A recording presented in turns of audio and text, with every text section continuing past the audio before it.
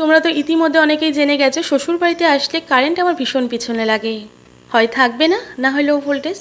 Back ক্যামেরার সাহায্যে ছায়ার সাথে ভিডিও তুলতে হলো বাধ্য হয়ে। তারপরে আমরা সদল বলে চললাম নিমন্ত্রণ খেতে। কি মনে আছে তো আগের ভিডিওতে বলেছিলাম যে নেমন্তন্ন আছে কাকা শ্বশুরের বাড়িতে জন্মদিনের, আর এই হচ্ছে সেই বার্থডে গার্ল যার আজকে জন্মদিন। যতই বলি এটা কাকা শ্বশুরের বাড়ি, জানো তো এটা আমাদের কিন্তু আদি বাড়ি। আমার হাজবেন্ড বেশ কিছু বছর এখানেই বড় হয়েছে, তারপরে আমাদের নতুন বাড়িতে যাওয়া। আর এই দিকে এটা আমার পিসি শাশুড়ি আমার ছেলের পেছন লাগছিল। আমার ছেলেও সেরকম, আমার ছেলে কিন্তু মোটেই কান্নাকাটি করেনি।